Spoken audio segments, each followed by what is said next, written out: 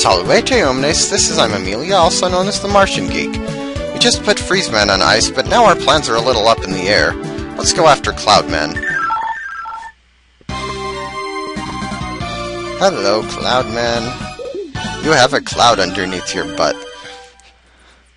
He actually doesn't have legs. He's one of the few robot masters who doesn't. And he has good stage music. I really like the soundtrack of Mega Man 7, really. I said really twice. Freezeman's stage music gets points for for being one of the few Mega Man tracks to actually fit in Super Mario World hacks, but whatever. These guys, I'm not sure what they're called, but they come out of pits in this stage, and probably some others. And those, well, I don't know what any of the enemies are called. This guy, you have to shoot to get it out of your way, but if you shoot it, it makes it start raining. Couldn't do this as well on an NES game because, well, there's only one background layer instead of 3. Cloudman's stage, as you can see, is somewhat of an... well, it's in the air. I mean, it's high above the ground. That one, it's already raining when you get to it, so it doesn't matter what you shoot it with, it'll just keep raining, unless you hit it with the freeze cracker, and then it snows. They say that's actually... the platform was shorter than I thought it was. Use Rush Coil to get a 1-up here. As far as snow versus rain, it really doesn't matter in this part of the stage. Snow will make it easier in a later part of the stage, but not much easier. But hey, why not show it off? No pit enemy there. For some reason, this stage is a lot harder in the 8-bit fan game remake of Mega Man 7. I don't really know why. Okay, now, these are cloud platforms that go in circles. Not unlike the ones that the Lightning Lords were on in Airman stage in Mega Man 2. Actually, Cloudman's stage seems to take a lot of inspiration from Airman's stage. They're not dissimilar. They're both air-type stages, and it's still snowing. Okay, now here's the part that's easier when if you've made it snow instead of rain. And we have birds. Those are never a good sign in Mega Man games. Just like the Pipis in Mega Man 2, they drop eggs that erupt into a million little baby birds that can quickly overwhelm you. On the other hand, they're actually pretty darn good for farming. See, this platform is a lot easier to see when you have it snowing instead of raining.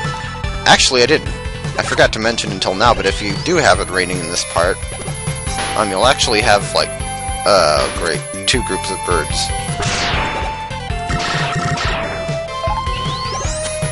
If you have, in this part, if it's raining and not snowing, then you'll actually have, like, a small circle of visible area surrounding you, and that's all you can see, like, at least it's the foreground. I'll have to explain it. I'll have to show it off later. It actually does show up in one of the fortress stages. And well, maybe just like an extra part of this video. This ladder looks rather suspicious, doesn't it?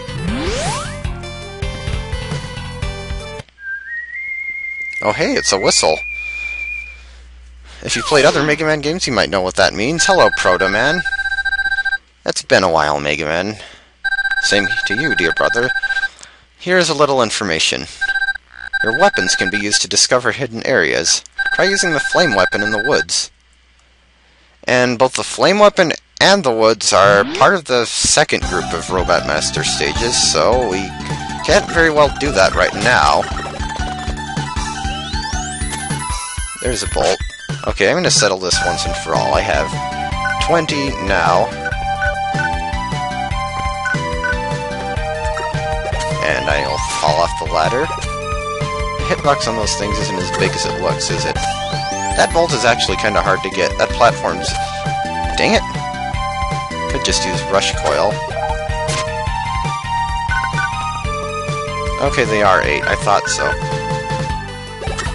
I don't know why this inside area is here, but whatever. And now we have more birds! We also have one of the best farming areas in the game. If you time it right, just let the bird drop the egg and then shoot a fully charged shot right after the egg hits. It'll get rid of all the baby birds with one shot, and they'll drop lots of bolts and extra and health and stuff for you. Sometimes you'll even get 1-ups. One more time. I can't do this all day. And I didn't time it. I shot too early, so it just destroyed the egg. Kind of a cool background here. And these guys are very similar to the fan fiends from Airman's stage. Depending on, well, they'll either suck you in or blow you out, and I don't think there's actually a way to tell which it is. More birds. And there's Cloudman. Did I really complete that entire stage without once taking damage? That's actually pretty amazing. I don't know if I've ever done that. I usually at least screw up once. Here's Cloudman. His weapon is sort of the Thunderbolt. You can see it there, and I almost got hit there. He does that, and he makes it rain, which will either pull you toward him or away from him. You want to stay, like, somewhere in between him and the edge of the platform. You'll fly back and forth like that, and go back up, and be careful about dodging that Thunderbolt. Oh, this is a little closer than I want to cut it. Whoa. I'm gonna fall off the edge of the platform here in a second. And this is about all he does. Cloudman's really a pretty easy boss.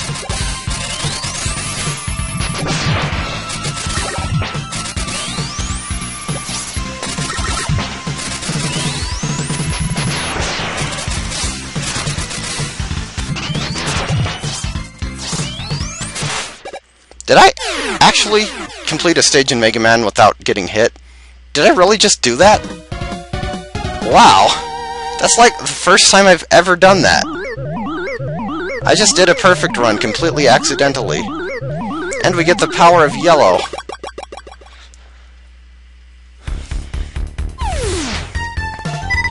The Thunderbolt fires out electrically charged spheres, right?